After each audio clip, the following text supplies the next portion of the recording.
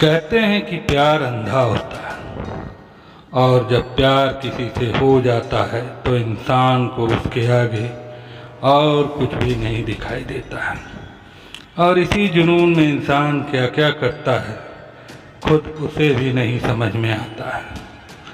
आज की कहानी भी कुछ इसी तरह की है। तो चलिए चलते हैं कहानी सुनने मेरे चैनल क्राइम स्टोरी बाय विवेक पर मेरी जुबानी। कानपुर शहर से 40 किलोमीटर दूर बेला बिधुना मार्ग पर एक कस्बा है रसूलाबाद। इसी कस्बे से सटा एक गांव है बादशाहपुर, जहां रहता था रामचंद्र का परिवार। उसके परिवार में पत्नी जमुना के अलावा 2 बेटे रघुनंदन और रघु और शिवनंदन और शिव तथा 2 बेटियां सपना और सुरेखा थी। रामचंद्र गांव का संपन्न किसान था। वह गांव का प्रधान भी रह चुका था, इसलिए गांव में लोग उसकी इज्जत करते थे। रामचंद्र की छोटी बेटी सुरेखा 10वीं में पढ़ रही थी, जबकि बड़ी बेटी सपना ने 12वीं पास करके पढ़ाई छोड़ दी थी। रामचंद्र उसे पढ़ा लिखा कर मास्टर बनाना चाहता था, लेकिन सपना के पढ़ाई छोड़ देने से उसका यह सपना पूरा नहीं हो सका। पढ़ाई छोड़कर वह घर के कामों में माँ की मदद करने लगी थी। गांव के हिसाब से सपना कुछ ज़्यादा ही सुंदर थी। जवानी में कदम रखा तो उसकी सुंदरता में और निखार आ गया। गोरा रंग, बड़ी बड़ी आंखें, तीखे नाक नक्श, गुलाबी ओठ, कंधों तक लहराते बाल हर किसी को अपनी ओर आकर्षित कर लेते थे। अपनी इसी खूबसूरती पर सपना को भी बहुत नाज था। यही वजह थी कि जब कोई लड़का उसे चाहत भरी नज़रों से देखता तो वह इस तरह घूरती मानो खा जाएगी। उसकी इन खा जाने वाली नज़रों से ही लड़के उससे डर जाते थे। लेकिन रामनिवास सपना की नज़रों से जरा भी नहीं डरा था। वह सपना के घर से कुछ ही दूरी पर रहता था। उसके पिता शिव सिंह की मौत हो चुकी थी। वह माँ और भाइयों अनिल तथा रावेंद्र के साथ रहता था। पिता की मौत के बाद घर परिवार की जिम्मेदारी उसी पर आ गई थी, इसलिए उसे अपनी पढ़ाई बीच में ही छोड़नी पड़ी थी। पढ़ाई छोड़कर उसने अपनी खेती संभाल ली थी। उसे गाने बजाने का शौक था।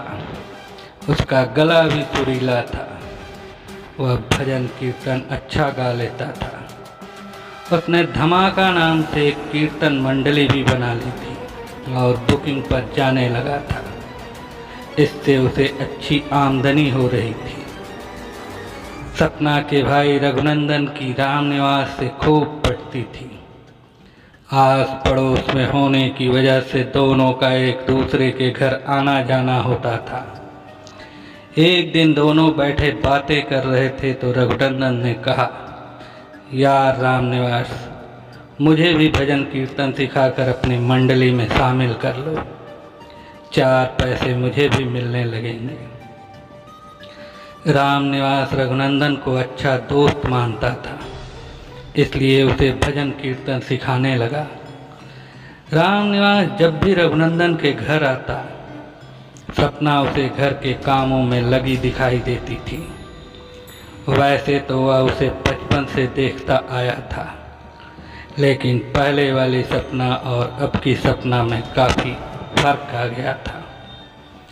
पहले जहाँ वह बच्ची लगती थी, अब वही सपना जवान होने पर ऐसी हो गई थी कि उस पर से नज़र हटाने का मन ही नहीं होता था। एक दिन रामनिवास सपना के घर पहुंचा तो सामने वही पड़ गई। उसने पूछा, रघु कहाँ है? मम्मी और भैया तो कस्बे गए हैं। कोई काम है क्या? सपना बोली। नहीं, कोई खास काम नहीं था, बस ऐसे ही आया था। भैया को सचमुच भजन कीर्तन सिखा रहे हो? या ऐसे ही टाइम पास करा रहे हो? सपना ने पूछा। भजन कीर्तन गाना इतना आसान नहीं है जो हफ्ता 10 दिन में सीख जाएगा। इसे भी सीखने में समय लगता है। अगर इसी तरह लगा रहा तो एक दिन ज़रूर सीख जाएगा। उसके बाद महीने में 5-6 हज़ार रुपये कमाने लगेगा, रामनिवास ने सपना से कहा। 5-6 हज़ार रुपये कमाने लगेगा? हाँ, मेहनत करेगा तो क्यों नहीं कमाने लगेगा। मैं कमाता नहीं हूँ। अच्छा, अब मैं चलता हूँ। रघु आए तो बता देना मैं आया था। बैठो, भैया आते ही होंगे, सपना ने कहा। तो वह वहीं पड़ी चारपाई पर रामनिवास बैठ गया। रामनिवास बैठ गया तो सपना रसोई की ओर बढ़ी। उसे रसोई की ओर जाता देख रामनिवास ने कहा, सपना, चाय बनाने की कोई ज़रूरत नहीं है। मैं चाय पीकर आया हूँ। मेरे लिए बेकार में चूल्हा जलाओगी? चूल्हा जल रहा है और मैंने अपने लिए चाय भी चढ़ा रखी है। उसी में थोड़ा दूध और डाल देना है, कहकर सपना रसोई में चली गई। थोड़ी देर बाद वह 2 गिलासों में चाय लेकर आई। एक गिलास उसने रामनिवास को थमा दिया तो दूसरा खुद लेकर बैठ गई। चाय पीते हुए रामनिवास ने कहा, सपना, बुरा न मानो तो एक बात कहूँ? कहो। उत्सुक नज़रों से देखती हुई सपना बोली, अगर तुम जैसी खूबसूरत और ढंग से घर के काम करने वाली पत्नी मुझे मिल जाए तो मेरी किस्मत ही खुल जाए। रामनिवास की इस बात का जवाब देने के बजाय सपना उठी और रसोई में चली गई। उसे इस तरह जाते देख रामनिवास को लगा कि वह नाराज हो गई है। इसलिए उसने कहा, सपना, लगता है तुम नाराज हो गई हो। मेरी इस बात का कोई गलत अर्थ मत लगाना। मैंने तो यूं ही कह दिया था। इतना कह रामनिवास चला गया।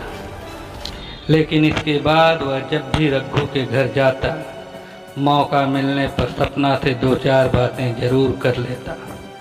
उनकी इस बातचीत का घर वालों को कोई ऐतराज भी नहीं था, क्योंकि रिश्ते में दोनों भाई बहन लगते थे। गांव में तो वैसे भी रिश्तों को काफ़ी अहमियत दी जाती है। फिर सपना और रामनिवास तो एक ही जाति और परिवार के थे, लेकिन रामनिवास और सपना रिश्ते की मर्यादा नहीं निभा पाए। मेल मुलाकात और बातचीत में रामनिवास के दिलो दिमाग पर सपना की खूबसूरती और बात व्यवहार ने ऐसा असर डाला कि वह उसे जीवन साथी के रूप में पाने के सपने देखने लगा। लेकिन अपने मन की बात वह सपना से कह नहीं पाता था, क्योंकि उसका रिश्ता ऐसा था कि इस तरह की बात कहना आसान नहीं था। कहीं सपना बुरा मान गई और उसने यह बात घर वालों से बता दी तो वह मुंह दिखाने लायक नहीं रह जाएगा। लेकिन यह उसका भ्रम था। सपना के मन में भी वही सब था जो उसके मन में था। जब दोनों ही ओर चाहत के दिए जल रहे हों तो खुलासा होने में ज़्यादा देर नहीं लगती।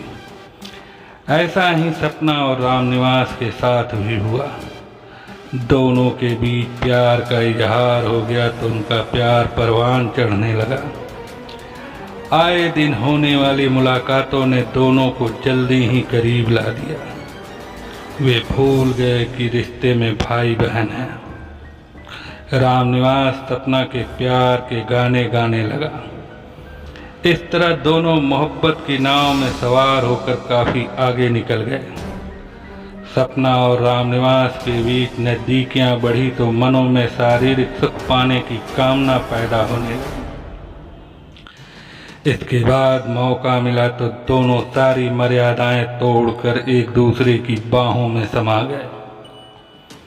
एक बार दोनों ने पाप के दलदल में कदम रखा तो जल्दी ही उसमें गले तक समा गए। घर के बाहर जहाँ भी मौका मिलता वे शरीर की आग शांत करने लगे। इसी का नतीजा था कि वे गांव वालों की नज़रों में आ गए। उनके प्यार के चर्चे पूरे गांव में होने लगे। उड़ते उड़ाते यह खबर रामचंद्र के कानों में पड़ी तो सुनकर उसके पैरों तले से जमीन खिसक गई। एकाएक उसे विश्वास नहीं हुआ कि रामनिवास उसकी इज्जत पर हाथ डाल सकता है। वह तो उसे अपने बेटों की तरह मानता था। यह सब जानकर उसने सपना पर तो पाबंदी लगा ही दी। रामनिवास से भी कह दिया कि वह उसके घर न आया करे।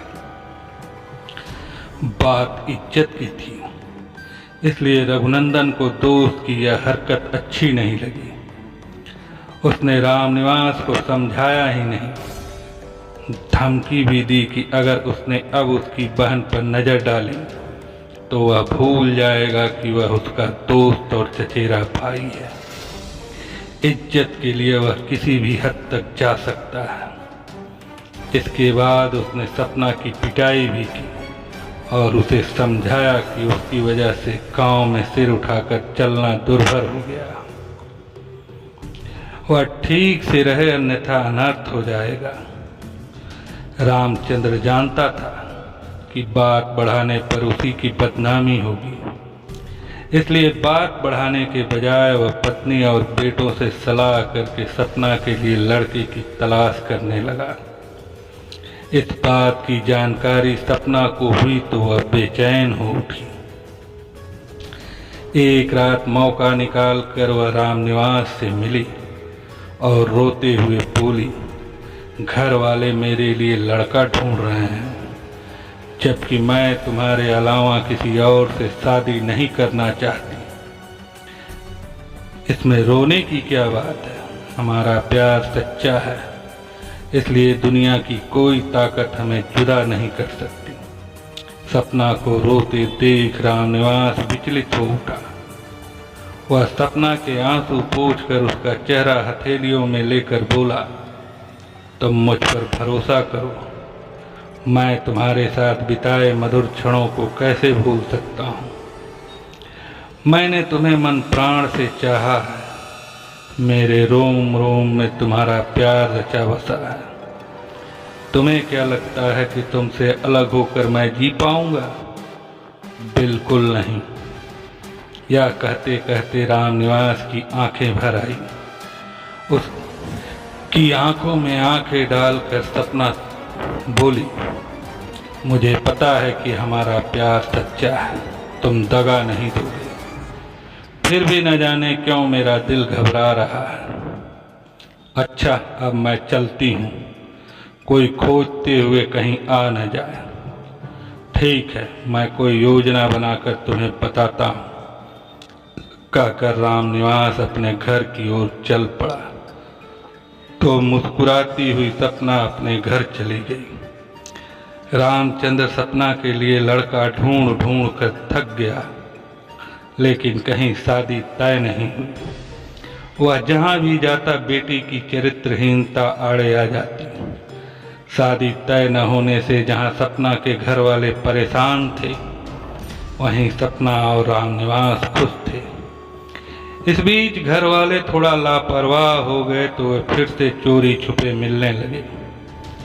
एक दिन रघुनंदन ने खेतों पर सपना और रामनिवास को हंसी मजाक करते देख लिया तो उसने सपना की ही नहीं रामनिवास की भी जमकर पिटाई की। इसके साथ धमकी भी दी कि अगर फिर कभी उसने इन दोनों को इस तरह देख लिया तो उन्हें जिंदा नहीं छोड़ेगा।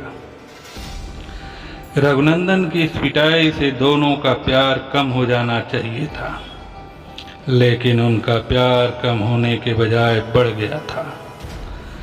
रघुनंदन ने रामनिवास की शिकायत उसके घर वालों से की तो उन्होंने कहा, इस सबसे तो अच्छा है कि रामनिवास और सपना की शादी कर दी जाए। इससे रघुनंदन का गुस्सा और बढ़ गया। पैर पटकते हुए वह घर वापस आ गया। फसल की रखवाली के लिए रामनिवास रात को खेतों पर सोता था। सपना को जब कभी मौका मिलता वह रात में उससे मिलने खेतों पर पहुंच जाती थी।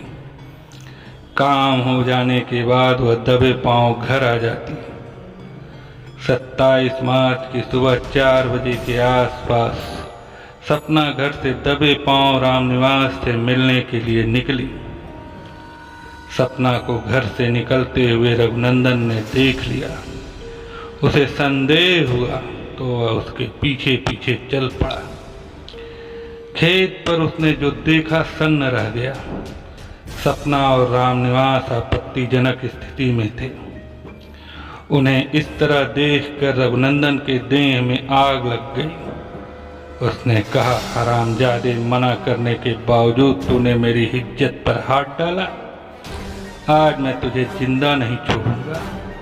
इतना कहकर रघुनंदन ने दोनों हाथों से कुल्हाड़ी हवा में लहराई और पूरी ताकत से रामनिवास की गर्दन पर वार कर दिया। इसी एक वार में रामनिवास धराशायी हो गया। गुस्से में रघुनंदन ने ताबड़तोड़ कई वार करके उसे खत्म कर दिया।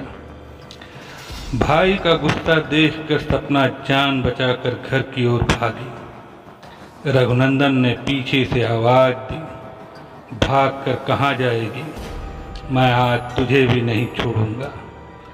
कहते हुए रघुनंदन ने सपना को दौड़ा लिया। सपना घर तक तो पहुंच गई, लेकिन वह खुद को कमरे में बंद कर पाती उसके पहले ही आंगन में रघुनंदन ने उस पर भी उसी कुल्हाड़ी से वार कर दिया। सपना चीखी तो घर वाले भाग कर आए। उन्होंने रघुनंदन को पकड़कर कुल्हाड़ी छीन ली, लेकिन सपना पर एक वार जो पड़ चुका था उससे वह बुरी तरह जख्मी हो गई थी। उसका शरीर खून से तरबतर हो गया। सूरज की किरण फूटने के साथ ही इस सनसनीखेज घटना की जानकारी रामनिवास के घर वालों और गांव वालों को हुई तो कोहराम मच गया। किसी ने इस घटना की खबर थाना रसूलाबाद पुलिस को दे दी। सूचना पाते ही थाना प्रभारी सुनील कुमार सिपाहियों को साथ लेकर गांव बादशाहपुर पहुंच गए। सबसे पहले तो थाना प्रभारी ने गंभीर रूप से घायल सपना को इलाज के लिए अस्पताल भिजवाया। इसके बाद वहां जा पहुंचे जहां रामनिवास की लाश पड़ी थी। रामनिवास की हत्या बड़ी ही बेरहमी से की गई थी। उसके शरीर पर 8-10 गहरे घाव थे, जिससे उसकी मौत हो चुकी थी। घटनास्थल का निरीक्षण कर उन्होंने लाश को पोस्टमार्टम के लिए भिजवा दिया। इसके बाद पूछताछ में मृतक रामनिवास के भाई अनिल ने बताया कि रामनिवास की हत्या रघुनंदन ने की थी। वह उसकी बहन सपना से प्यार करता था और शादी करना चाहता था। रघुनंदन इस बात का विरोध करता था। आज उसने दोनों को रंगे हाथों पकड़ लिया तो रामनिवास की हत्या कर दी। थाना प्रभारी सुनील कुमार ने अनिल की ओर से रामनिवास की हत्या का मुकदमा रघुनंदन के खिलाफ दर्ज करके उसे उसके घर से हिरासत में ले लिया। पूछताछ में उसने अपना अपराध स्वीकार करके वह कुल्हाड़ी भी बरामद करा दी, जिससे उसने रामनिवास की हत्या की थी और सपना को घायल किया था। पूछताछ के बाद थाना रसूलाबाद पुलिस ने अभियुक्त रघुनंदन को कानपुर देहात की माती कोर्ट में रिमांड मजिस्ट्रेट के सामने पेश किया, जहां से उसे जिला जेल भेज दिया गया। कथा लिखे जाने तक रघुनंदन की जमानत नहीं हुई थी। सपना अस्पताल में जिंदगी और मौत से जूझ रही थी। कथा पुलिस सूत्रों पर आधारित है। आशा करता हूँ कि आपको यह कहानी अच्छी लगी होगी, तो कृपया मुझे लाइक कमेंट करके ज़रूर बताएंगे। और हाँ, आप इस चैनल को ज़रूर सब्सक्राइब कर लें, ताकि हमारी आने वाली नई कहानियों का नोटिफिकेशन आपको तुरंत मिलती रहे। धन्यवाद।